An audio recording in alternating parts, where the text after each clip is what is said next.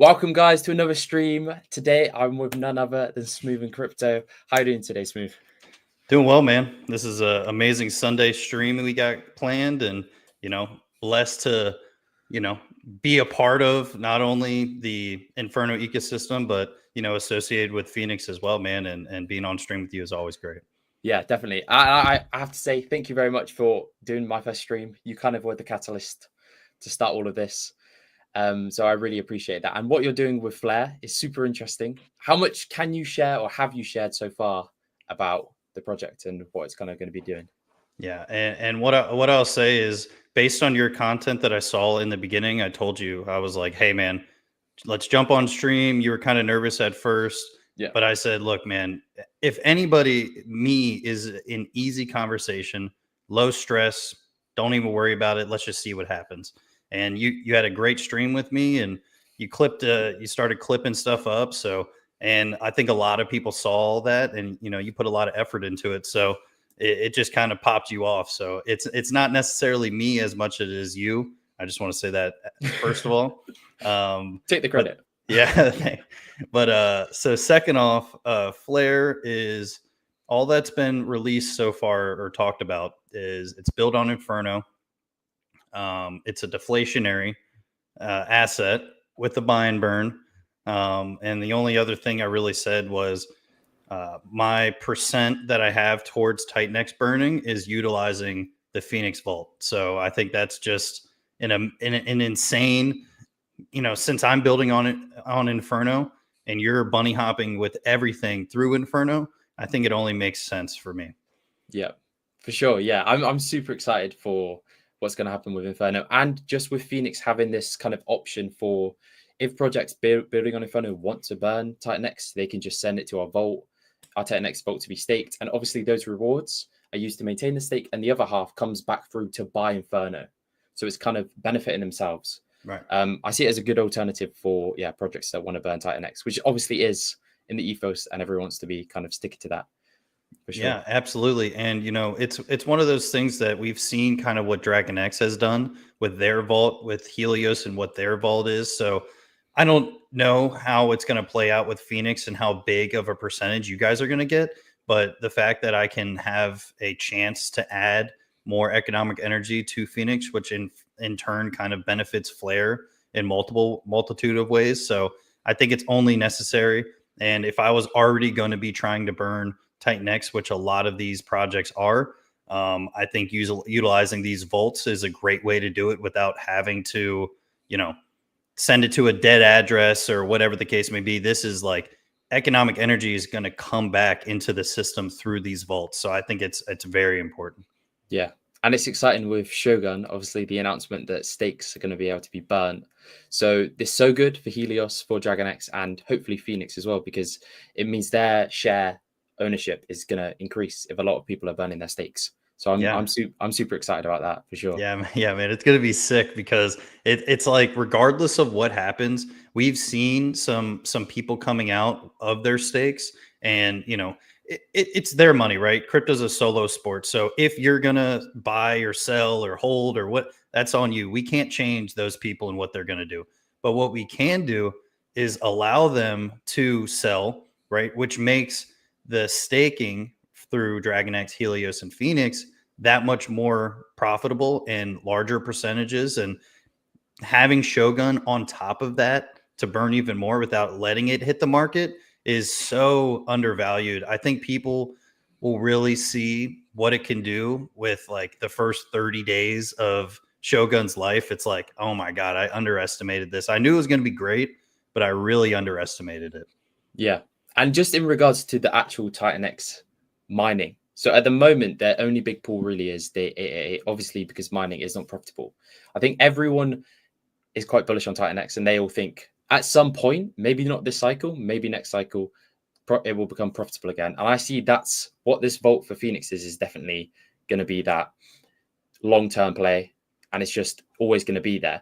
But do you think mining is going to come back this cycle, or do you think it's going to be a longer-winded thing pushed out to maybe the cycle after?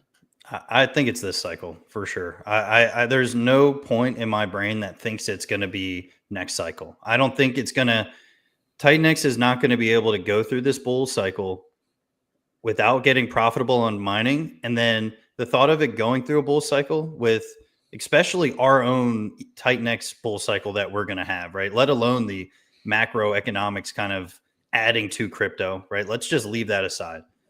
Titan X is going to be profitable. And whether it's just 280-day miners, maybe 200-day miners, I have no idea, right?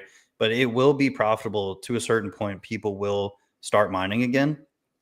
But the thought of it going through a bull cycle and then all the way through a bear cycle to then hit another bull cycle, and that's when it's profitable again, it just seems like an incredibly long time.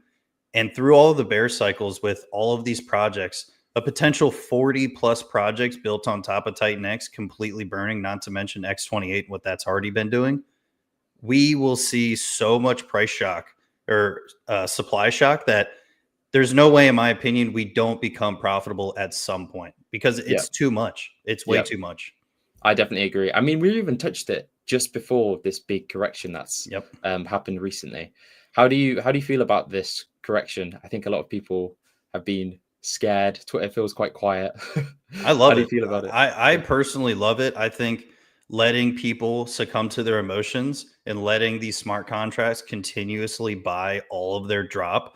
Like we saw like V1 go, V1 buy and burn go, and we also saw hyper buy and burn go, right? And it was minimal how fast it was, so quick how fast it scooped up all of those tokens. And there's no expectations of what those buy and burns are going to do and when they're going to do it.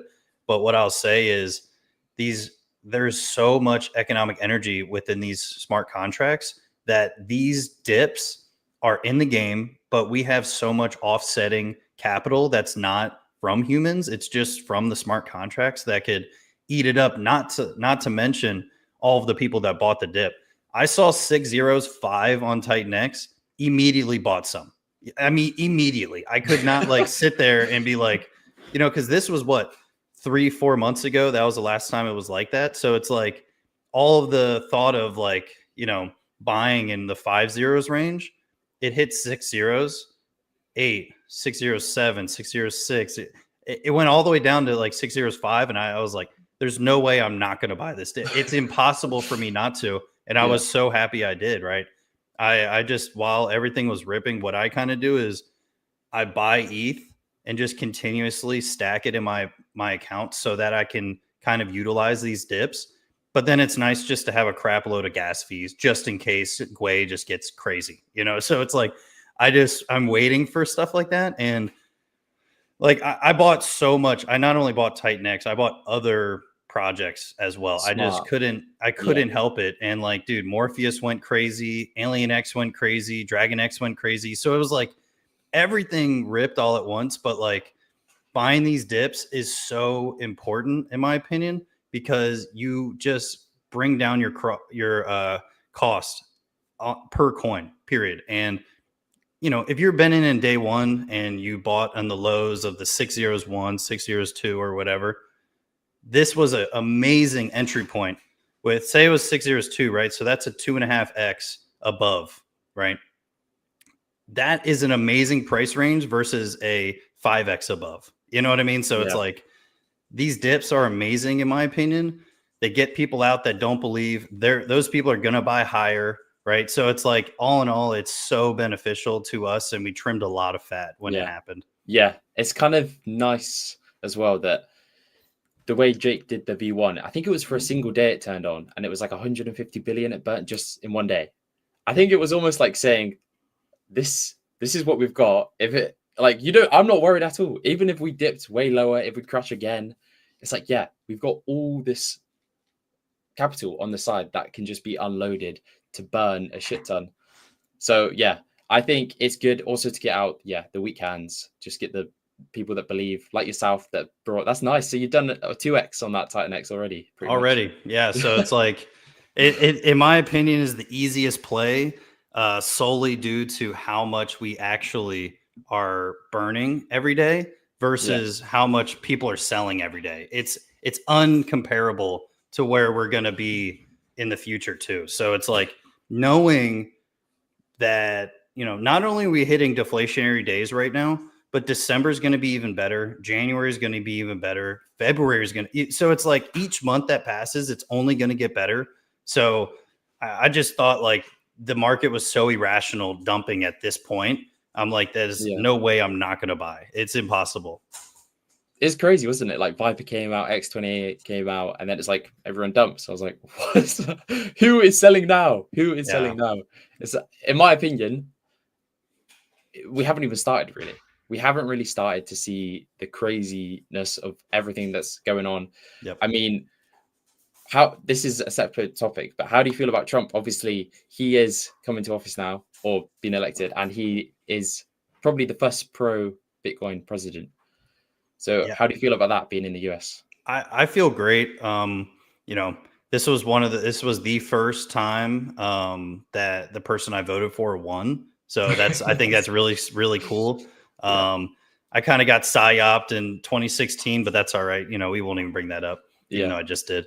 But basically, it's not a coincidence that the S&P 500 is going off, right? It's not a coincidence that the Dow Jones going off. It's not a coincidence Bitcoin's hitting an all-time high. It's not a coincidence ETH is going off, right? That's all, not to mention even how the real estate side of things are happening right now, and the global affairs are happening, the potential of peace treaties across the world, right? So it's like all of this is happening and he's not even in office. Let's not mention what he's going to do and what he's already said he's going to do with Bitcoin.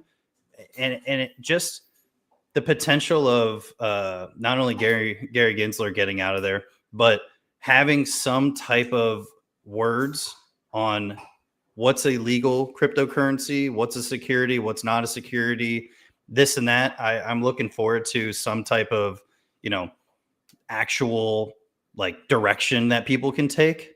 And also him just going so bullish on Bitcoin and him wanting to be the global superpower of Bitcoin. I think that whether he accomplishes it or not, it's going to happen somewhat, right? So it's like, regardless, it's just beneficial for us, period, for him to even try to make that happen. So I'm bullish as ever. I think a lot of other people are too. And, it's going to be a really interesting time. His cabinet members and people he's putting on are literally rubbing people the wrong way. And, I think if the people that he appoints are really getting the mainstream media kind of like up in arms, I think that's a great appointment.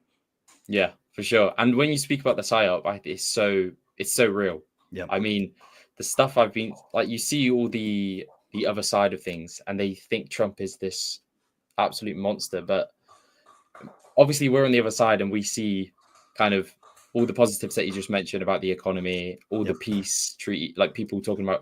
I think it was South Korea, the leader of South Korea started playing golf again or something in preparation to meet Trump, which is crazy. But it's this kind of stuff that's, I think, in the UK especially, it's crazy. Like I speak to people and they're so anti-Trump and they don't really have a reason.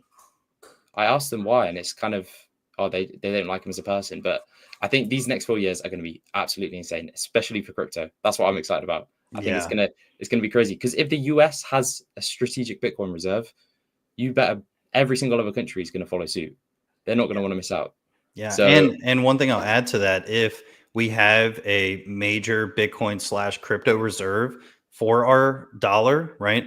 Not only are people going to benefit off of already using our dollar as the main LP, if you want, between their money, right? So it's like, that's only going to help the rest of the world that uses our dollar as backing. Us having this asset class behind it, it's only going to help global trade. It's only going to help global stock market. It's going to help global businesses. So it's like the amount of positive effects it can have if done right is astronomical and something we've never seen done before, period. Yeah, it is. I just can't wait. I think these next 4 years, we said it just before we started the stream, but it's going to be life-changing. I think if people really lock in for these next 4 years and try and take advantage of everything that's going on, I think there's going to be life-changing money being made. Yeah, for sure. yeah, and I'm really hoping that me personally, it's the next 12 years, but I won't get too far ahead. But I truly think adding, because we already have real estate backing our currency. We have silver backing our currency, gold backing our currency, diamonds backing our currency, right? To add crypto into there is so, it's so nuts, right? Especially with Bitcoin going crazy right now. Like, it was so weird. It was like it waited for Trump to get in office. Yeah. Like, Yeah. hey, we're going to hold off as much as possible until that point. And then it's like, all right, he's in. All right, let's roll. Everybody went crazy. Yeah, but it does make you think, what would have the reverse have been if Kamala did get in? Do you think it would have been some crazy crash? Because everyone was waiting. So Yeah. do you I think think people... what would have happened was we would probably still grow, right? I think Bitcoin was still kind of ready to go, because the amount of circulating supply that can be bought on Bitcoin is so incredibly low that, like, I think regardless of the presidency, I think Trump definitely accelerated it. But I think if Kamala gets in there, it might go up over time. It might be a slower, it might not been as bullish right away. So I think it probably would have still done okay, but I don't think it's going to hit the numbers that it already did instantly, plus in the future. So I think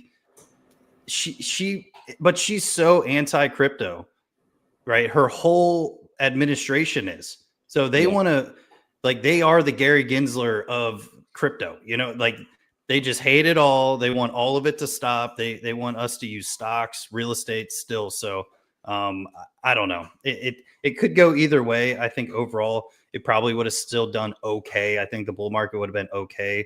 But because people are still trying to make gains, and with that administration in there, they might really look for crypto gains even more. So I don't know.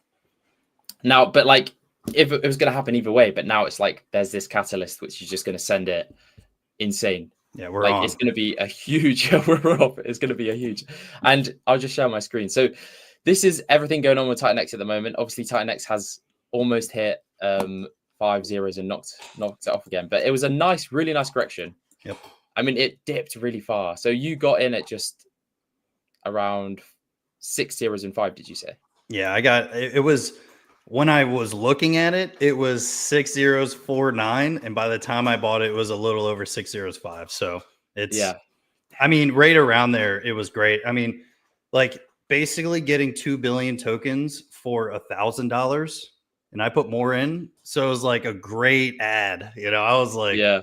damn, this is why I was stacking up this whole time. Yeah. I mean, what do you think is going to happen? Do you think there's going to be... Obviously, there's going to be more like volatility with Titan X, but what do you see for the next coming month? I see us continuously testing these all-time local tops, I guess you could say. I still think we're going to be testing them. I think it's going to be only a matter of time before we do what we do. December is going to go absolutely nuts. I hope we kind of settle into that 5 zeros, like 1-4-1-5 again, before December. And, hopefully Shogun comes out before December. And if that happens, it's takeoff time. Yeah. In all honesty, it's takeoff time. Yeah, because I think people are almost forgetting, just because there's been a small correction, that we are still going to zero supply coming up. Basically, we have a few weeks left. Like, this is November. We have less than $1 trillion. December, 160 billion. Yep. It's just like, come on. Yeah. And it's awesome I did a stream with the verse with Chris. This was like, I don't even know, like March or something like that. It was so long ago. He was like, when do you think we're hitting hyperdeflationary? I said, well, the charts say November. I said, but it's going to be late December, in my opinion, like mid to late December. And that was all the way back then, just to see, because it's like the coins that were coming out, at that time in November and October, I was like, that looks so juicy. But I think by that point, we'll be up a decent amount. So people are going to be taking profits. And here we are, like people are taking major profits. So I'm like, Yeah. damn, my mid December, late December kind of view was possibly correct, which I used no TA on, right? Just used thought of macro and what the ecosystem could do. And this is when we only had a few projects built on top of it. So yeah, man, it might be earlier than that, but definitely just want to be testing that local top before December hits, in my opinion. Yeah. Okay. Yeah. I mean, honestly, I would like it if Titan X stays low for the next few months because I view it as kind of like a slingshot. We have all these projects burning like so much, and obviously supply is going to zero. So it's going to be, if we can burn as much supply as possible at these low numbers, then I think the slingshot and the supply shot up is going to be even crazier.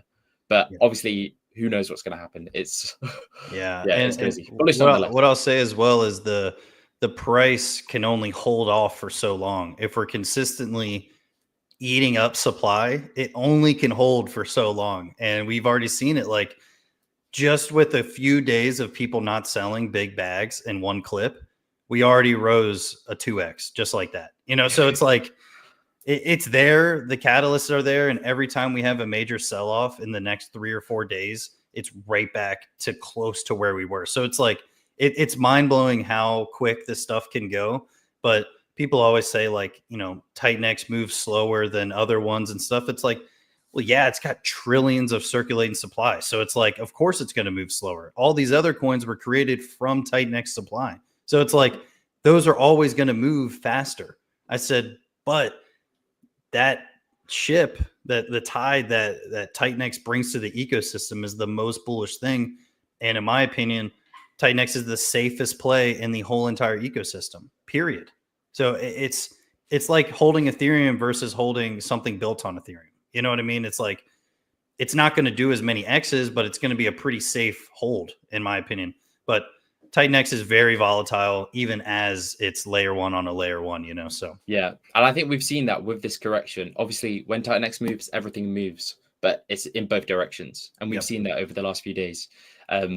So yeah, I think everyone needs to be super aware because definitely now it's like Titan X tanked, everything tanks. So yeah, everyone should definitely consider that as well. And just this comment from Mello, he's asking, well, he's saying that he thinks Shogun's going to be on the 28th of this month, is his guess. Do you think it will be that soon? Or what is it today? Today's the 17th.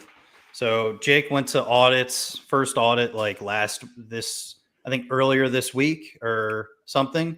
So it's going to audit. So it's like, depending on how long the audits take, depending on how quick the turnaround time is from these audits and how much he's testing it afterwards, 28th could be a great pick. And I think we know he loves that number. So it's like, yeah. And I had a call with Jay Gold, actually. Do you know Jay Gold, the numerology guy? I had a call with him, and my birthday number is 28. No way. Yeah. You're locked in. You're part of it. Locked in. He goes, based on your other numbers and how this goes, it's like, no wonder this is your ecosystem. And I'm like, dude, Jay Gold, you're fucking freaking me out, dude. Yeah, I saw him it was like the anniversary stream, I think. Yep. I saw he had a section in, and I was like, whoa, this guy. I need to reach out to him and see if I can. Yeah, you absolutely should. And he told me, because he told me to record the conversation so I could play it back. And I've already listened to it probably like 10 or 15 times. But and it's like a 35-minute call. So it's like, I've really listened to it. But he said for anybody in the community watching or whatever, I told him personally, start a Twitter so people can actually reach out to you and not have to go through Telegram every time. And it's Jay Gold on Telegram if you guys want to reach out to him. But this guy deals with very high level people in the world. I mean, he was coming off of a call with the CFO of a Fortune 500 company before he talked to me. So this guy is talking to big players in the world. And this lady's main thing was, based on my numerology of my birthday, do you think and I have what it takes to run this company, basically? And her number was 28 as well. And that's a wealth number, period. So it's like he blew my mind. He's talking to sports analysts, professional sports athletes, Fortune 500 companies, CEOs, CFOs, COOs, like all of this stuff. So the guy knows an incredible amount of numerology stuff. And me personally, I don't necessarily believe in all of it, right? But I've been such a numbers guy, and numbers have always been a part of my life for one reason or another. So I was like, I got to hear it out. And tell you what, after that 30-minute call, I was like, there might be too many coincidences for this to be not real. You know what I mean? Yeah. So, Yeah. So how open were you to the numerology stuff? Because I've never heard of it before Titan X, and now, especially if he's speaking to major, hyper successful people, it's like right. it makes you think: is there something behind this? How open Yeah, are you to it? I think, I'm a pretty religious person when it comes down to it. But what I'll say is it's it I'm more of a gray area kind of guy. I believe two things can be correct at one time, right? And there's nuances to everything. So it's like, okay, if I can believe in a higher purpose, a higher God, or whatever you want to call it, why can't I believe in numerology? Right? It's not like it, and they're kind of contrary. Like people in the religious side of things, they think that numerology and astrology are like kind of like like not good, kind of like devilish stuff, whatever, right? But it's like for me, I'm not like a Bible person, right? I'm a higher power kind of guy. So it's Yeah. like if I believe in that, why can't I believe whether it's 90%, 10%, right? It's not like 50-50, right? But it's like I have to be able to be open to hearing things. And I'm more open to numerology than I am to astrology. I'll tell you that, right? So it's like for me, astrology is a little bit less tangible than numerology is because this is like moons, stars, this and that. Numerology is like, here's your numbers, just like math and chemistry and all this stuff, those were my subjects. Here's your numbers. This is what they mean, period. And I Yeah. can really get behind that. Yeah. Yeah. I think it is all personal, isn't it? It's like whatever your reality is and your experiences are with these numbers and coincidences. I think that's what, for me, is what it kind of is. But the more you think about it, the more coincidences there are, and the more Yep. things kind of lock together. So, I mean, I'm kind of on the fence, but it's interesting seeing all these things. I think I'll reach out to Jay Golden, see what he has to say. Yeah. And Sure. dude, he'll break down your birthday and what all that means. He'll break down your name and the numbers associated with that. He'll do a whole bunch of stuff. But what I'll say as well is like, for instance, people that believe in good luck, bad luck, right? For me, I've never been that kind of person personally, but I had a philosophy class in college, and this was a topic, right? Of should you believe in good and bad luck, right? And I raised my hand and said, I don't believe, whatever the case is. And the guy said, well, if you believe in good luck, that'll do you better than not believing in good luck. He said it's always a net positive believing in good luck. It's a net positive believing in a higher power. It always will be better to believe in something that good can come from it. So it's like for me with the numerology things is I'm not necessarily 100% sold, but I'm 100% willing to hear it. And maybe I can tailor some things to my life. But what he said and the predictions he made about my life without even knowing me based on my numbers was fucking freaky. And it was way too spot on. So I'm like, you know, I am a possible believer in it. And I have numerology scattered in my project too. So it's like, who knows, man, at the end of the Yeah, day, we're all just trying yeah, to find something we want to believe in. yeah. I think that's such a good point, though, especially for like religion. Even if you don't believe, it's just a net positive. Like Yep. having morals and following like and living your life a certain way, it's just better than being unsure about everything. Yep. So I think it is, yeah, and I'm sure it's the same with numerology. I need to learn more about it, to be honest. Yeah. Yeah. And with people that are, you know, not atheist or have to have the science behind religion and this and that, right? It's like, look, first of all, science changes every single day. Research changes every single day. The potential of this or that in the past wasn't even possible to what we know in the future right now, right? So some things are so perfect in the world that it's almost like I can't believe that it just happened.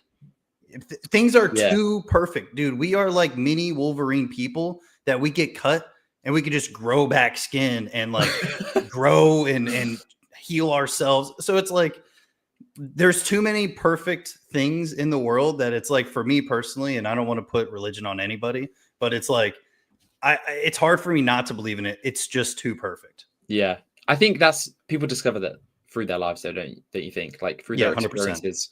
I think, yeah, it's one of those things that I always look at things and I'm like, okay, is this just a coincidence or is there? That's the way I kind of view it. I'm like Yep. on the fence. I'm like, yeah, I'm sure. Yeah.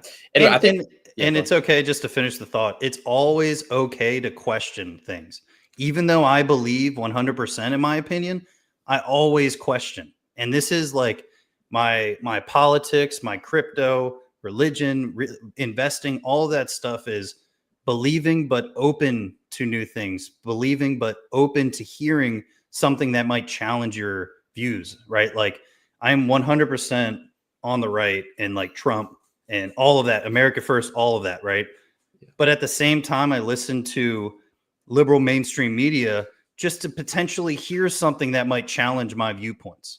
And I listen to other streams with other cryptos.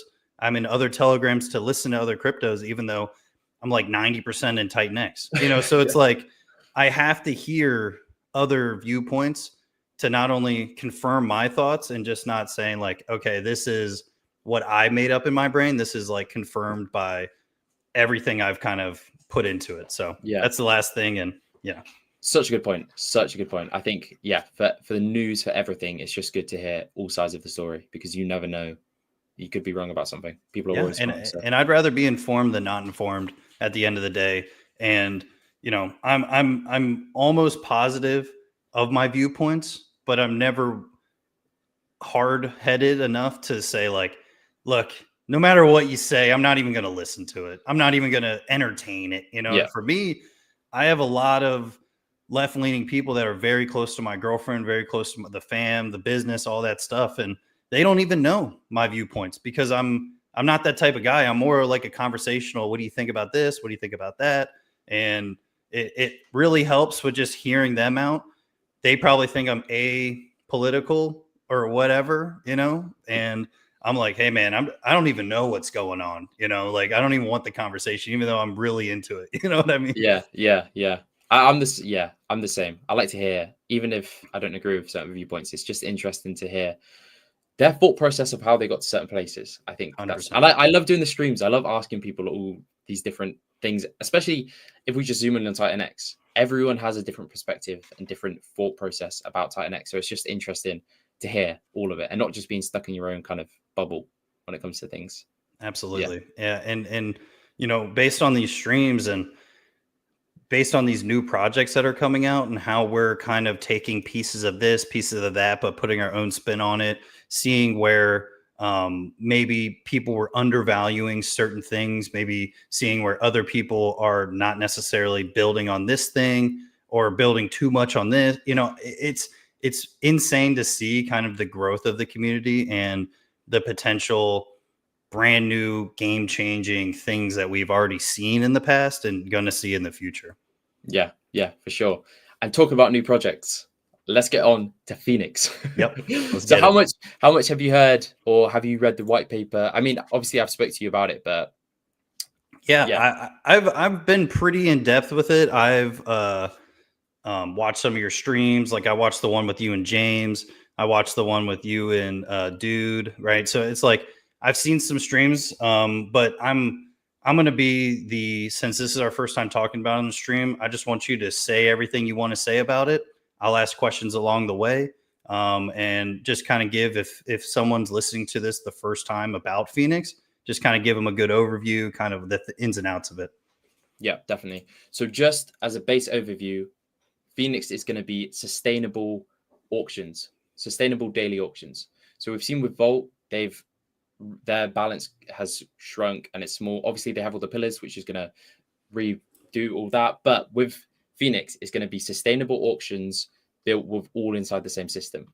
And the way we're going to do that is we're going to have 3 different stakes. We're going to have a stake in Titan X, in Flux, and in Blaze. And the rewards we receive are going to go to maintaining the stake and buying Phoenix off market to go to an auction balance and burning it as well. So that way we're going to have this constant 3 stakes. If one project does well, if Flux does well, we're going to have rewards coming in. That's going to be buying Phoenix off market, building up the auction balance, and hopefully the auctions are always going to have a decent amount and it's going to be sustainable. Because I really love the idea of long-term projects, and I want Phoenix to be long-term. Yeah, and I think what I'll add to that as well, people that don't understand kind of what you're saying about long-term, these stakes that you're in and the pieces that you're growing, they have very short-term, medium-term, and long-term aspects to all 3 of them. And you're getting paid in 2 separate assets throughout all of it. So it's like people don't really understand that not only maybe let's call it the Titan X side of things.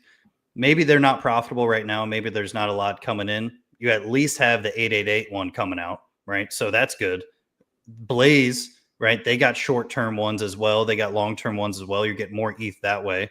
And then you have the Titan X side of things with Flux, and those I mean, I participated in Flux a decent amount, and it still blows my mind, even though I have a small percentage of how much is actually coming out Titan X wise and the payouts on how much I'm actually getting. And it feels good because like I haven't claimed any of it. I'm just keeping it as like a safety kind of savings account, just like I'm doing with E280. And it's like cool to see like dang, I'm kind of still making a little bit. So it's like I'm really interested to see how Phoenix and how aggressive their percent that they add to that and how that adds up to longevity, continuously putting more and more Phoenix into those daily auctions. Yeah, for sure. So this is what you just went through quickly. It's just, so obviously with Blaze and Flux and Titan X, as everyone knows, there's the short-term payouts, so the 8 days, the 88 days, and 288 days, and 888 day as well. So this is what Smooth is talking about. There's going to be these different amounts coming in, and obviously the for example the 888 day payout is going to be huge, and it's going to be in Ethereum as well. So we're going to have a stake in this, and when it's paid out, I think it's going to be, I believe it's October 2026. I think when the 8 day payout is, so that should be around the bottom of the bear market. So this is going to be good, and it's in ETH as well. It's not in Titan X, so this is going to be interesting, definitely to see. Yeah, I think that's a really good point though, Smooth, what you're talking about with that all of these kind of have different aspects of things, especially Titan X. They're selling out in Ethereum. This is going to be Ethereum. Flux is going to be in Titan X. So if Titan X is doing really well, we're still going to get nice rewards from that as well. Yeah, and to add another layer to it is all of these days, and there might be overlapping days, but like an 8 day payout and an 88 day payout are going to pay on the same day. You know what I mean? So it's like an 8 day payout, an 88 day payout, and a 888 day payout are, I think, going to pay out on the same day. So it's like, and that's one project. So it's like you're going to have 3 projects paying different times and the same time throughout the life of the project. So I think that's just really bullish, and it's a great mere reflection on how well the whole entire ecosystem is doing based on these payouts. Yeah, definitely, for sure. And I've asked Scott Blaze to get me some better numbers for the returns, because I've kind of done the calculations, but he said he'll get the exact accurate ones. But for Blaze, just on the 8 day payouts, it's paying about 2% of, or I think it's around 1.5 to 2, or maybe just over 2. Every 8 days is getting paid out to stakers. That's awesome. And with Phoenix, obviously that 2% is going to be used to maintain the stake and fuel the Phoenix buy and burn. So if you know anything about compounding, this is going to be crazy, because having, even if it's 1% every 8 days, is going to really stack up. And these stakes, I believe, are going to get really, really insane, especially as more projects build on them. As more projects build on Blaze and on Flux, it just increases its value because more is being burnt, and then more comes in through auctions, and then there's more in the rewards pools. So yeah, I'm super excited to see kind of what happens, especially with dudes releasing E369 Yep. on top of Flux, which is going to be cutting off it's basically going to be participating in the auctions, and Phoenix is going to be buying off market. But let me just quickly run through that. So the staking trinity is what we're going to call it. So we have the Titan X stake, the Flux stake, and the Blaze stake. And if I just go to the allocation, I like the name. I like the name. Thank you. I appreciate it. Yeah. So with the Flux stake, the Titan X that comes in, 28% of all the Titan X that comes in is going to go to buy Inferno and then buy Flux. And then that's going to be max staked. With Blaze, it's 9%. And it's going to, so with the Titan X, he's going to first buy Inferno and then Blaze, because Flux and Blaze will both have LPs with Inferno. So this is going to be a double buy effect. So it's going to buy Inferno, pump that up, and then buy the stakes. And these are going to be max staked, obviously. And then 20% is going to go straight to our Titan X stake. The Titan X stake, as we spoke about at the beginning of the stream, has Flare is going to be committing Titan X to it, which is awesome. And GoatX as well is going to be committing Titan X. I didn't even know GoatX was adding to it. That's awesome. Yeah. So hopefully, I mean, if you're building on Inferno, it kind of just makes sense because it directly benefits you. And like you said, you don't just want to send Titan X to a dead wallet when you can have a beneficial impact somewhere else. Yeah, and you want common goals of Phoenix, GoatX, Flare, right? But also you want that economic energy to constantly be put back into the ecosystem, and sending it to a dead wallet is still good. It still adds less circulating supply, this and that. But wouldn't you rather send it to a thing that puts more money into the ecosystem on repeat and on automation forever? I want to add to it. And if, I add a good bit, or Flare adds a good bit to the Phoenix stakes, that just helps Flare and Titan X and everything even more. Yeah. So I think the super long-term vision for Phoenix is, because with Flux, the auctions they do actually end after like 2,800 or something days. But with Titan X, it's going to be there forever. So we want to build up a nice Titan X stake, because after 7 years, when the Flux auctions end, we're still going to have that stake in Titan X, which, as long as Titan X if mining is profitable, which I think it will be in waves, then we're always going to be adding to the buy and burn for Phoenix, which is going to be really interesting to see. I think the visuals are probably the easiest way to understand what's going on. So this is through the 4-week mint phase. So it's going to be 28-day mint phase, and then it's going to be completely capped deflationary. So no more supply is going to be minted after 28 days.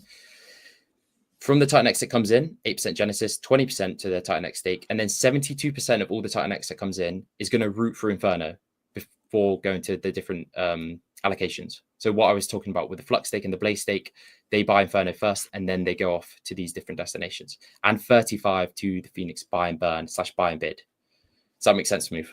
Absolutely. Yeah. And I love this solely due to the fact that, as Jake said, the bunny hop route, right? You're touching Inferno before you're doing anything. Not to mention that you're doing all of this staking stuff basically for Inferno. So it's like, it's insane. It really is awesome. Yeah. And obviously Flux is a huge Inferno burner. Yep. Huge. I think it's like 200 plus billion Inferno they've already burned. And if you look at the Flux chart, it's pretty much downwards and sideways. So what happens when we start E369 and Phoenix start pumping up Flux? It's going to be burning even more Inferno, which is going to make Inferno even more scarce. And it's going to make all the projects built on Inferno are obviously going to benefit from the appreciation of Inferno, which is going to benefit Flux, which is going to benefit Phoenix. So Alien X, all of them. So I'm really excited for this, for sure. And what I'll add to it as well is, I don't know about you, I don't want to speak for you, but one of the reasons why I wanted to build on Inferno is Inferno has a 0% Genesis. This is a fully community ran project. Basically, they just released it out into the wild. And so I love that it's 0% Genesis, and we can just add more and more and more buy pressure on Inferno and burn pressure. So it's like, I love it. It's very lightweight, right? Flux has burnt 240 billion. E280 has burnt 81 billion, right? So we only have 2.7, a little less than 2.7 trillion tokens, period, forever, right? Yeah. So it's like we have over 55% of Inferno burnt forever and always. So it's only a matter of time with multiple projects built on top of it and how much buy pressure that Inferno has. And the fact that you're bunny hopping all of the Titan-X that you get, basically, a good 72% of it through Inferno. I think that's just so underestimated. Yeah. And so that's obviously so bullish for Inferno. And what I loved was watching Baby Dragon X and what it did against Dragon X. Obviously, Dragon X pumped, Baby Dragon X pumped even harder. Yep. And with Phoenix, we're trying to recreate a similar dynamic because the only LP is going to be with Inferno. So if Inferno pumps, Phoenix is going to pump. And I really want to see that leverage play on top of Inferno. And obviously, Phoenix is going to be benefiting Inferno either way. So, and Inferno is still quite, I believe, very undervalued. Small market cap for the projects that are building on it, which is a good thing because it means it can move numbers. If you wanted Baby Dragon X to get 2x just from Dragon X, you'd have to pump. Is it like 60 million now? It would have to get to 120 million. Yeah. Inferno the market Inferno cap is less than 100 or less than 10 million. Yeah, it's 5 million. So that's insane. The Inferno one is 5.33 million. Yeah. So just think it's a lot easier to move. I remember Jake's streams at the beginning. He would always say, before he made Titan X, he was always looking for the fair launch and for the small market caps. That would be his go-to. And yeah, I just can't wait to launch Phoenix because I think it's going to do what did you call it? The bunny hop? Yep. Yeah, it's going to do the bunny hop really, really well. And it's going to be such a leverage play on top of Inferno. So it's really cool to see. And like, look, right, people worry about, as builders, worry about building a project that not a lot of people get into, right? That's one of the biggest worries about this aspect of it. But what I'll say is Phoenix, along with Flare, right, as time goes on, the math only gets better and it continuously kills it as time goes on. And if you have a smaller project in this ecosystem, we've already seen it, they go nuts when things go crazy. They go absolutely ballistic. And like, for instance, Alien X, right? Very undervalued in that dip that we had. And it did crazy numbers like instantly when everything went off because it's the lightest weight in the ecosystem. And it's going to continuously be like that forever and always. And if we have 40 plus projects in the future, someone coming brand new in, they want to get the best entry possible into a project. And what are they going to look at? The smallest cap tokens, period. The market cap of the smallest one. So they're going to be like, all right, this one, and that one, I'm getting into those three because I have the best chance of going crazy. So it's like if Phoenix through this 4-week mint period has not a low participation, but just a low amount of Titan X coming in, it's only going to get better with time, period. Whether it's through this mint phase or after the mint phase. And people will realize like the more, because you still have the daily auctions to add to it, right? It's not only minting. So if these projects get ROI on them, it's so bullish for long-term aspects. So I just want to say, even if it's a little mint through those 28 days, it's not as much as you want mint wise. One, it'll make the amount of circulating supply even smaller, which will make it lighter, move faster, and all the burning, you'll burn even more. So it's all great. And even with a little bit of Phoenix being in the auctions, even if in the future, right? So Phoenix has, let's just call it round numbers. There's 10 Phoenix available for one auction, right? With those little amount of numbers, the price and the amount of Phoenix that's been buying and putting into the daily auction, the price inevitably is high. It's going to be higher if the amount of actual Phoenix in the auctions is low, in my opinion. So it's cross benefit. It's low amount of price, high amount of tokens, high amount of price, low amount of tokens. As it kind of, there's a ratio between the daily auction and how those work. Yeah, for sure. And yeah, I'll just quickly explain the daily auctions because so as I said at the beginning, we want them to be super, super sustainable. As we've seen with Volt, unfortunately, theirs ran quite dry, but obviously they have all the pillars coming out to revive everything. But this, we want it to be self-sufficient and always. So Let me just go to the stakes first. So forget the percentages on the left here. If you just go to the Flux stake, Titan X stake, and Blaze stake, we receive rewards. 45% of all the rewards we receive are going to be used to buy Phoenix off market. And it's going to first buy Inferno and then buy Phoenix. The Phoenix Brawl is going to be split 50-50. 50% is going to be burnt, the hyperdeflation. So 50% burnt, 50% is going to be sent to an auction balance. This auction balance is going to sit there. And after the mint phase, which is 28 days, day 29, the first daily auction is going to occur, where 1% is going to be auctioned off daily for Titan X. And this number seems quite low because obviously with Vault, their daily auction is, do you know, Smooth? 20. Yeah, exactly. 20. But this is going to be very, very sustainable. And as long as as long as the Phoenix buy smart contract is buying more than 2% of this buy and bid balance, it means this balance is always going to be getting bigger and bigger and bigger. And I don't know how long that's going to happen for, but then if there's a point where we stack enough Phoenix, because the way I designed this, the way I love the daily auctions is because with Dragon X, it went so high, and in all their stakes, they only had about 3 million from the 369 payout. And I was like, okay, this is quite overvalued. But with the daily auctions, it means there's always Titan X coming in, reflecting the price of Phoenix, no matter what. And obviously, we want to build up that balance so it's really big. Imagine 10%, 20% of the entire supply is inside that auction balance. 1% of that is huge. And if Phoenix gets really, really expensive, we're going to have such a massive sum inside that daily auction amount, which is really interesting. And just for the 1% daily, so after 30 days, it's about 25% of that entire balance is used. So it might sound low, but that's still quite large. 25% over 30 days. Yeah. And then if there's $10 million in there, that's $2.5 million it gave out in 30 days. So it's like, it's cyclical. It goes hand in hand. Exactly. We never want the buy and bid balance to run to zero, ever. We always want there to be something in it. And even if we had periods where there's nothing coming in from all three stakes, it would take, I think it's over 400 days to get below. So it's 300 days to get to 5% of that balance. So we have 300 days. So day 30, it goes to 74%. Day 70, it goes down to 50%.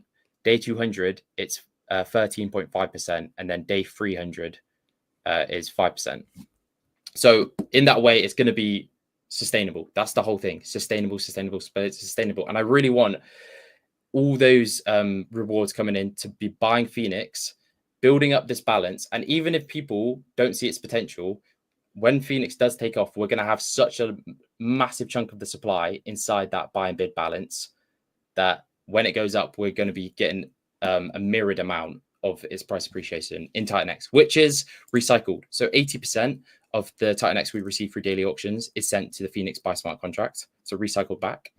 5% Genesis, and then 15% goes back to the stakes. So 6.5% of the Titan X goes to first buy Inferno and then Flux. 6.5% just gets max staked in Titan X, and 2% goes to the Blaze stake. So it's kind of like this cyclical system that's always going to be benefiting each other, kind of no matter what.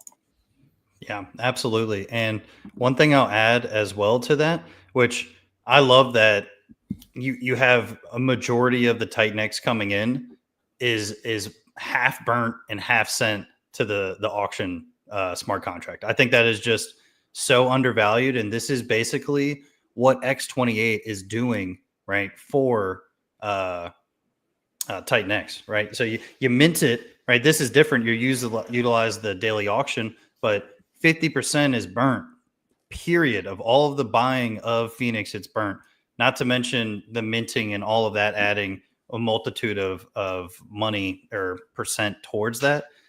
So it's really sick. And I'm interested to see kind of how not only the daily auctions kind of plays into it, but also the staking and how those payouts really add all that into it. Because buying the Phoenix to put into the auction smart contract is just basically delayed inflation to your project, or your coins, even though that they're already capped, right? So it's like, hey, instead of burning it completely, you just wait a little bit, and if you interact with the daily auction, we'll give you a little bit back. So it's you have a buy and burn that's buying and burning supply off of this, but you also have a buy and add to the smart contract, the auction.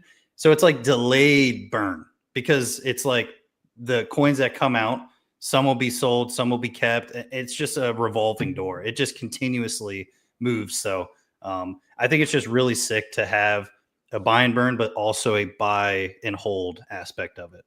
Yeah. And the ideas of auctions being on a capped supply deflationary coin, obviously we've seen that with Volt. I absolutely love the idea because when you're building a project, you want there to be some source of income coming in. And obviously, if you do auctions like Blaze and Flux, you're inflating your projects. If you cap the supply, it's very difficult to have these incomes. But through this way, through always having a system that's buying Phoenix off market to then be used in auctions, it's, yeah, Volt definitely did it. And that's where this heavily has taken inspiration from. But we just want to make a more sustainable system that creates a super. I love the idea of scarcity. And yeah, burning 50% of all the Phoenix that's brought, I really love the idea of it just becoming more and more valuable over time, but also having the income from the daily auctions as well. Yep. And even if the daily auctions are not that valuable, we still have the free stakes, which are all paying out rewards, which are obviously also burning more Phoenix and adding even more to the auction balance as well. Yeah. So yeah. And you know, with how Volt set up with their 20% reward from their daily auction, you have to think he set that up so that in the future with the wheel, Nexus, and all of these other pillars are pushing for that. So it's like instead of us, you know, you doing it like this, like Phoenix doing it like them, right? You have a different way of a singular standalone project that can continuously add more and more to it without having to build 12 projects. I think that's really important to say. And this is no one has a multitude of stakes. People are doing straight tight neck stakes. You're doing Flux, tight necks, and Blaze. So it's like you have a big exposure to the main, well, the only staking ones of it. So yeah. And I love the idea of the auctions. I think we spoke about it on our first stream we did, but for people to understand, with Flux, there's only a certain issuance rate every day. And if you can burn more than that daily issuance rate, then the project just goes deflationary.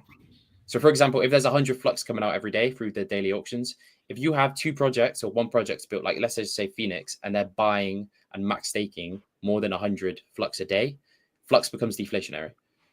And if you have that at a bigger scale, then we all know what happens when things become deflationary, even hyperdeflationary, and especially when Flux has 9% of its supply is liquid only.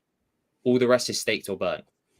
So, I mean, who knows what's going to happen to the price of Flux? But obviously, that directly benefits Phoenix, because if Flux is higher, if Flux does a 2x, there's 2x the amount of rewards coming in, because there's so there's 2x the amount through auctions, 2x the amount for rewards, which means there's 2x the amount of rewards for Phoenix. And it's all this kind of like cyclical system that, yeah, I can't wait for. And I think there's other projects building on Blaze as well. So we're going to benefit from that. So yeah. And also, right, having Flux as the tight next payouts that it gives, if tight next 10x's, your economic energy of Phoenix that you're getting 10x's from Flux. So it's like it gets really crazy when you start thinking of how well tight next can do, in turn how well Phoenix can do from one of the three stakes that it has.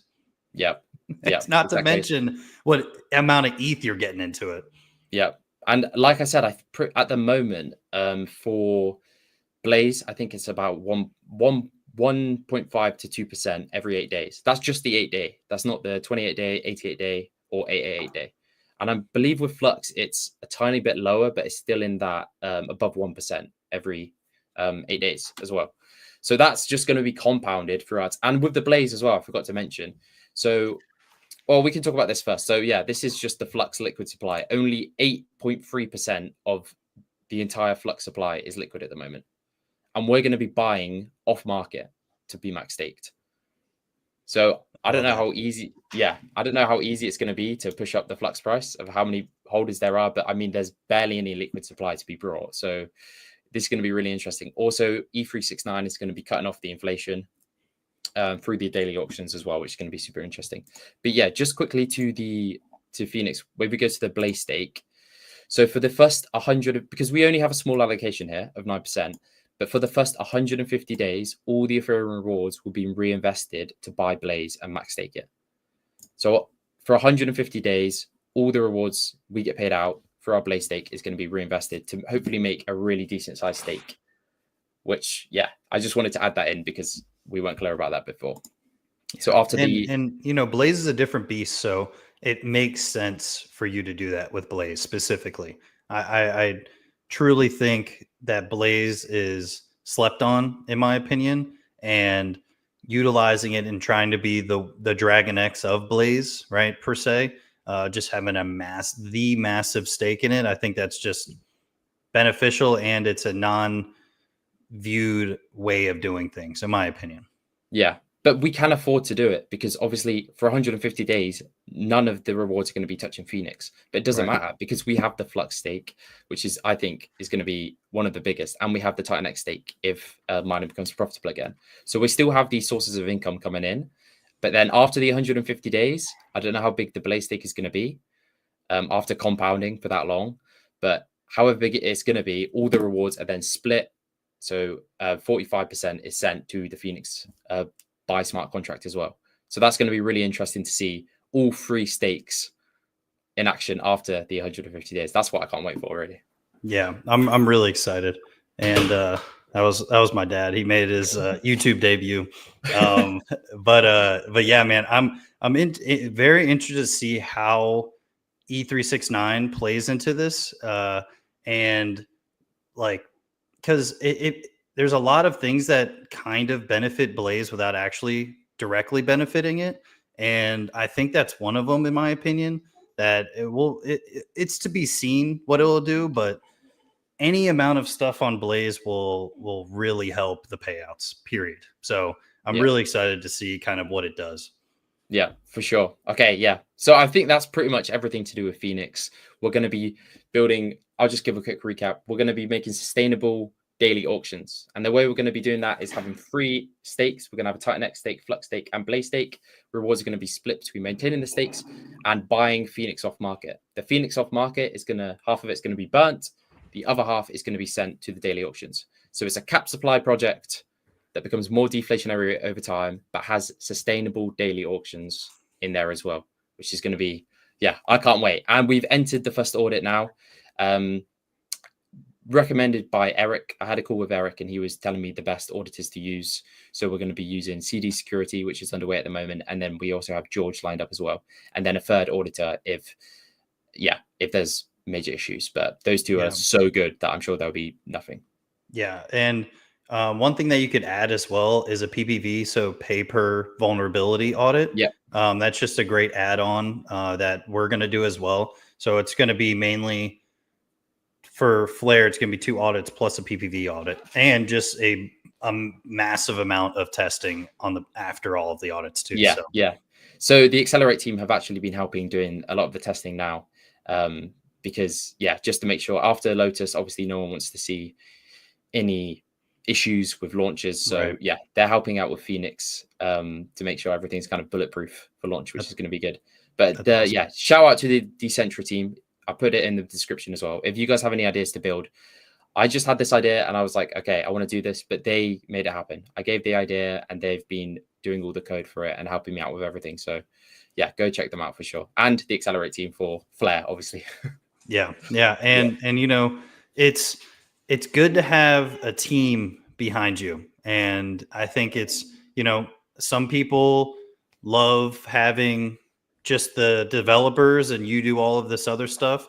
Me personally, I love to just have a few teammates, right? Obviously the devs are doing stuff with me as well, but just having a couple of guys on the team to help with the building of it, the tokenomics of it, the marketing of it, this and that. That's kind of why I went with the Accelerate route. And just, it's better for me, especially with the first project, to have a group effort. And no shade at anybody doing it by themselves. But you're relying on yourself, and that's a good thing and a bad thing sometimes. But overall, I think for a first project, it's a great thing to have more people into it. For me personally, and you know, the aspect of, you can hear Stella, um, the big aspect of having a team behind it with the growth in the future, it's only going to help, in my opinion. But shout out Yeah, to the Accelerate team. They've been awesome so far. We're probably, for Flair, we're probably like, we say 2 weeks for everything, but probably like 2 to 3 weeks before the first audit. I'm hoping before that. We're getting really close, but you never know, honestly. nice. So maybe a Christmas gift to the community. Flair could be releasing around end of December. Is that the goal, or Yeah, my goal is mid to end of December. If we could get nice? out mid, that'd be great. If we get out before, that'd be perfect. But, Yeah, at least in December, I want it to be released before 2025. I think that'd be a great ending to the year. So we'll see. yeah. Before all the craziness. Yeah, going to that. What do you kind of think about 2025? What do you think's in store?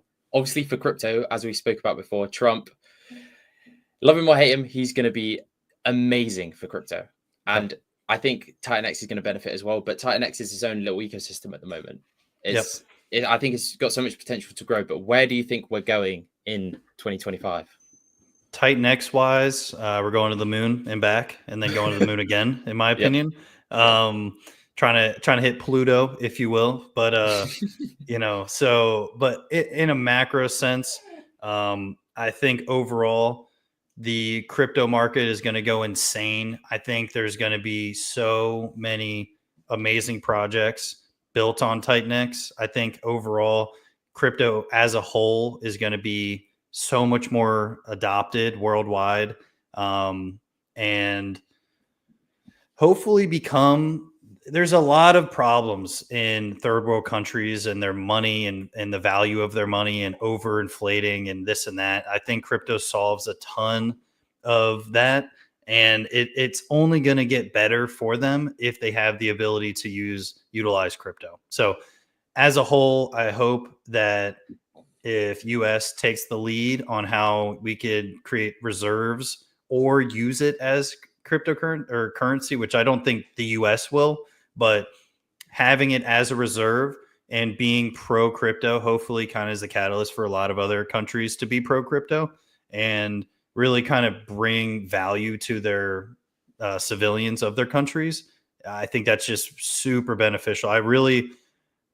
It pains me to see some people's financial systems in other countries and how terrible it is. And they almost do better trading livestock for food than actual currency. So it's like, we shouldn't have 10 billion units on $1, one bill. That should not be like that. So I'm hoping that's kind of where that goes. But as a whole, 2025, I hope there's peace across the world. I hope that, we really grow as the world. We leave the woke shit behind and really just kind of just work together a little bit more in 2025. And I'm more of a hopeful person rather than like doom and gloom. I'm like, I obviously I wanted Trump to win, but if Kamala won, my perspective on it was maybe everything I think is so wrong and she's going to be amazing. That's like, that's the only way I could like comprehend that presidency. Yeah, I think. But you bring up such a good point. I think we're in history. We're living it right now. I think crypto is on this adoption curve where it's going to be accepted worldwide for whatever reason. If people want to, instead of their own currency, they want to hold USDC or USDT, they can just get an app on their phone and get it, and they can store their wealth from being taken away from hyperinflation in their countries. I think that alone is so bullish. But then Trump being pro Bitcoin and having a Bitcoin reserve, and countries considering mining and all this craziness that's going on right now. This is outside of Titan X as well. Yep. All that craziness going on right now, we're living through it. And I think these next 4 years are going to be insane. And then we're in an ecosystem so small that has tokenomics that has never been seen in crypto that I think is going to change all of crypto. Yep.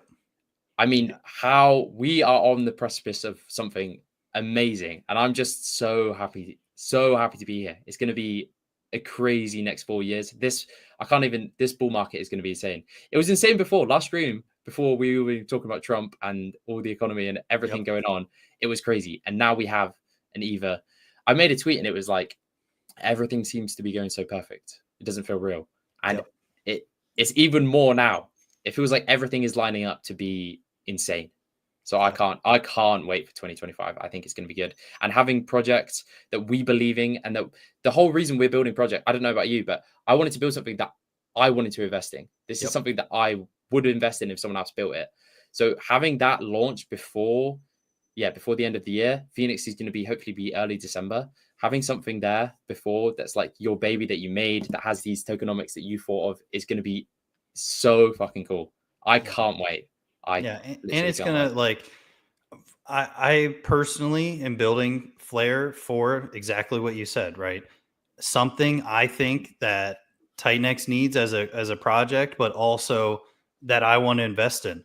Also, I love the whole legacy aspect and like put your stamp on things. And this is one of those ways that if you do it right, people will remember you forever about it. So it's like I want something that, you know, I could potentially pass on to my kids. I want something that I could grow old with and it's still working. And you know, so I think of long term stuff. And even in my early daily uploads, I was talking about Titan X a year, 5 years, 10 years, 15, and people were like clowning me for thinking like that it was even going to last 10 years, 15 years, right? But here we are past a year. We've seen so many more projects that we ever could anticipate being built on it.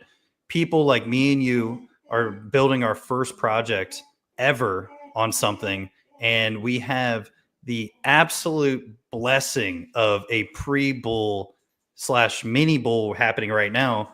And we're launching a project before anything really crazily pops off. Even though we've seen things do very well in different projects and stuff like that, we really haven't seen everything go crazy in altcoin season, because it goes Bitcoin dominance, ETH dominance, altcoins. And when it moves to altcoins, like severely moves to altcoins, Titan X is going to go crazy. 100%. I think it's already going well. Like you said, that we're in this mini bull market, but I think it's fractions of what is coming, in my opinion. I mean, who knows? But what you said about legacy is so true. Think about Jake created Titan X, and there are literally companies being formed, Accelerate, Decentra, and stuff around Titan X that are all benefiting each other. He has created like a mini economy in a way. And the same with Eric with Dragon X. Phoenix is funded by Dragon X gains. Think about that's just I love that idea. And hopefully the same thing happens with Flare. If Flare does amazing, someone makes decent gains from it, and they have an idea, a gap in the market that they would invest in, they can build it. I love this system and how everything's kind of building on top of each other.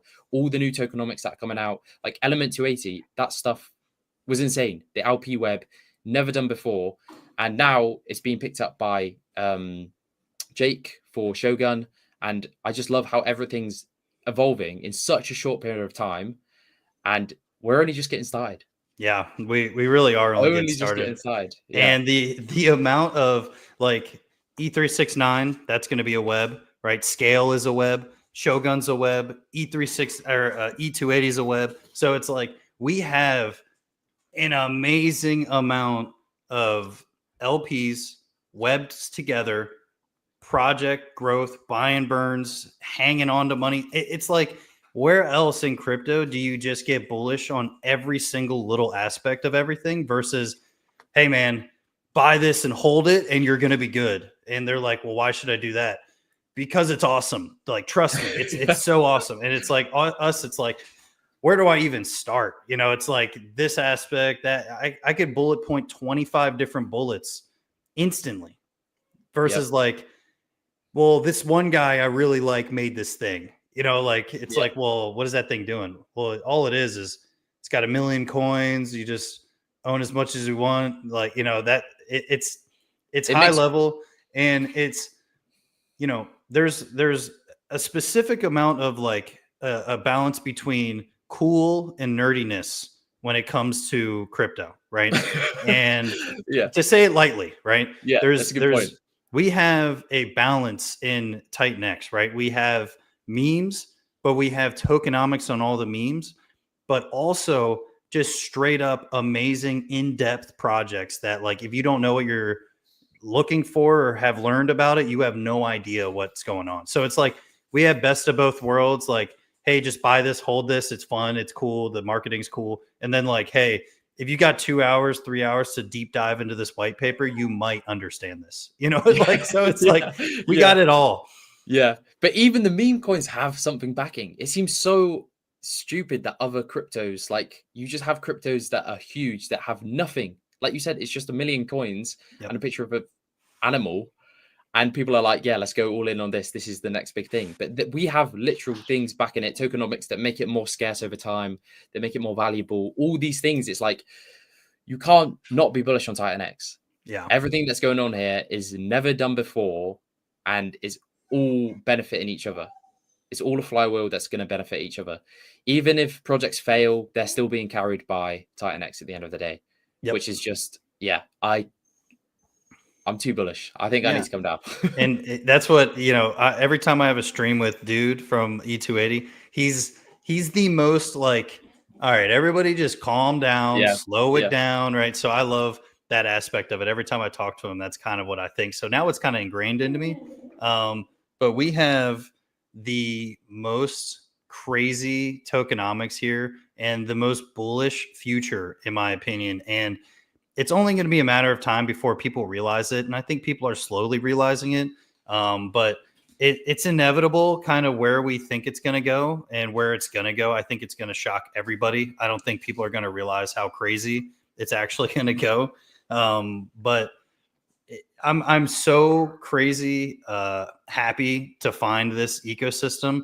And I say this all the time, but the fact that you're 20, you found this ecosystem, and the fact that you're 20 and you're building your own project, I think that's like so cool, but also like just an amazing opportunity that, like, I wish I had at 20, right? I know a lot of people wish they found this ecosystem when they're that young, because you get to really benefit off taking massive risk, but also reaping all the rewards and still having the option by the time you're 25 to just say, all right, screw it, I'm just going to go get a regular job somewhere and do something, so it's like you could do both. And it's very cool and an amazing opportunity. That was exactly my thought process behind it. If everything fails, I can just start. And I had a conversation with Mike Dean, and he was saying something similar. He's like, he didn't tell me to take the risk, but he was like, listen, if you're going to take a risk at any age, you should take it when you're young, or you should take it now. Yep. You shouldn't wait. And this goes, I think, for everyone. If you've got an idea to build something, why not do it? If you think that it has a value proposition that's different, that people are going to actually benefit and invest in, that you would invest in, why not go for it? I think this is such a unique time, especially with Titan X. Builders are rewarded, so it mitigates some of the risk, obviously, but it's just, why not take this opportunity to do it? That's the way I looked at it. This is like once in a lifetime. Titan X is so tiny still. And I think we all know where it's going or where we want it to go, and Right. the users that are going to come in. So like just being the first mover in your value proposition that you think of some kind of unique tokenomic that you think of, doing it now, I think is way better than tomorrow. Yep. What's the saying with the Titan X? Today is always better than tomorrow when it comes Yep. to mining Titan X. I think that holds a lot of 100%. value. Yeah. And it's the same thing, right? Like, I'm 31, right? So I'm older than you. I've had a few more years, this and that, right? But the same exact thing is for me as well. The same thing when you're 40, the same thing when you're 50, right? Today is always better than tomorrow, no matter what you do. And my girlfriend, I'm very transparent with her with my investments and this and that, right? She loves hearing about it. And she was just so nervous about me taking this chance, right? And she was like, asking me a whole bunch of questions, and look, I got the answers, right? If anybody's got the answers, I got the answers, right? Yeah. So she's asking me all these questions, and then basically her last question was, after me and her having a 2-hour conversation about it, right? Was, if this all goes to zero and you don't make a single dollar off of it and you lose all the money you put into it, will you still do it? I said yes, because that's only one option of what could happen. I said, that's Yeah. a singular option of what can happen. And I said to her, right, I said, look, the end of the day, I'm minting day one, right? So it's like, it's not going to have $0 going into it. Like I'm in there. It's gonna Like, have something. Yeah. yeah, it's going to have something. Yeah. Yeah. And that's such a good point. Like, if you don't take risk, I think life is about risk. If you don't take risk, you're just Yep. putting yourself into being the most boring lifestyle and boring thing possible. You'll just have a job where you don't progress, you don't do anything, you just sit there and you do the same thing. Life, I think, is about risk. Obviously, Yep. you got to calculate the risk and see if it's benefit. But I'm in the same position. If this all fails, Titan X nukes, everything nukes. I love the idea of just saying that you did it and saying that you tried to do something like this. Like, even when you're 50, you'll look back on it. When you have kids, you'll be like, yeah, I tried to do Flare. They'll be like, what's Flare? You'll be like, yeah, I know. I'll tell you about it. Yeah. But what I will say as well, right, to think about when you're 50, right? When I'm 50, the project is still going to be there, whether Yeah. it's being used or not, right? The project is still going to be there. The math still works. It's just pushed out, right? To think Flare 19 years from now, that blows my mind. That blows my mind, right? Bitcoin's not even 19 years old. Exactly. I was about to say that. Exactly. Sorry for taking your point. Yeah, it's crazy. It is absolutely crazy. And Titan, where is Titan X going to be in 20 years? The Yep. code's still going to be there. It's immutable. Nothing's going to change. It's still going to be there. If things are going well, there's still going to be builders building. Everything's still good. Even if no builders build, we have the systems in place that are all going to be benefiting each other. So, yeah, it goes back to the idea of we're so early. And Yep. definitely, if you guys have an idea, anyone watching, of something to build, reach out to Decentra. They're really good, or Accelerate. They can help you. Like, it's not impossible to build. Me and Smooth are doing it. We have no experience in coding or little experience with all that kind of stuff. But now is the time, I would think. 100%. Yeah. If you're thinking about something. And look, right, like if you're not doing it now, right, which now is the best time. We said this earlier, but there is going to be no point of the growth of Titan X where it's not going to be good to do it, right? As time goes on and the math goes on, maybe you're not getting 1 trillion tokens into your project, but maybe you're getting 100 million or 100 billion, right? But that 100 billion, since Titan X 10x, right, is actually worth 1 trillion tokens today. So it's like the amount of dollar value is going to dictate the growth of the project, not as much as the circulate or the amount of Titan X or X28 that goes into it. But Jesus Christ, does it help having 1 trillion there now in the future? So it's like those numbers get really crazy and really stupid as time goes on. And if you get in there early and get a lot of circulating supply in there now, then in the future, it's only going to have a better chance of continuously to do what you think.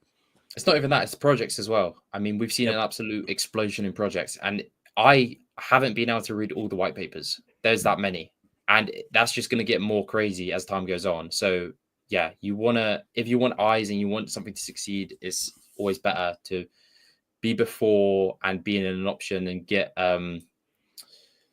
cementing yourself in place. Basically, I think that's a really good point. James is in the chat. Shout out James, and he's just saying that he's in his mid-50s. Time flies, so take your chance. Lean into whatever passion you have. I think that is such a good point. Really 100%. Well put. Yep. Definitely. Yeah. Shout out James and happy early birthday. Yep. Happy early birthday. Yeah. I mean, Smooth, I think we've pretty much covered everything. This has been a great stream. Is there anything you want to leave the people watching?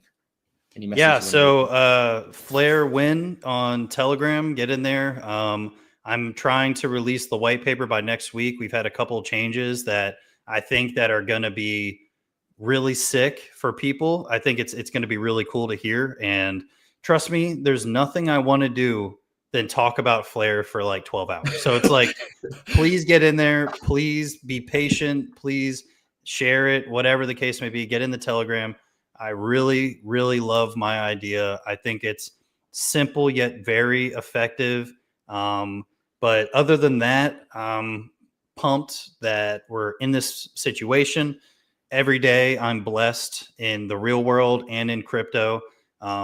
Be thankful for what you do have in your life, because in a moment's notice, it could be gone. life is amazing. Never think other than that. It's a blessing to be alive and experience what the emotions and the highs and lows. It's always better to feel emotions than not feel anything. But other than that, Callum, you're absolutely rocking it, man. I'm so happy to have the timestamp of being your first stream. It's just awesome to see.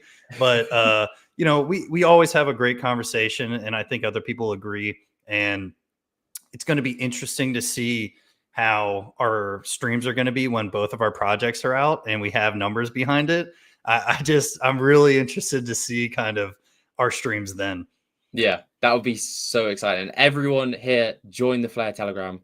Smooth has given me kind of a sneak peek of what's going on there, and it is going to be insane. So you definitely don't want to miss. You don't want to, yeah, you don't want to be missing the white paper. If it's in a week or so, it's going to be, yeah, huge. And for Phoenix, yeah, we're in the first audit. Second audit's coming soon. We're aiming for early December. So yeah, that's, if you have any questions, join the Telegram. Links in the description on YouTube if you go on there. Yep. Yeah. And one thing I'll add as well before we sign off, Flare is utilizing Phoenix's tight neck stakes. So this is a combination of the ethos of Inferno, tight necks, all that kind of stuff. I would love to support Callum, and that was one way that I could easily support Phoenix. And it's a cyclical thing. It's always going to be a flywheel between Flare and Phoenix. So I'm just happy to be kind of linked together with that. Yep, for sure. Yeah. Thanks everyone for watching. I appreciate it. And yeah, catch you in the next.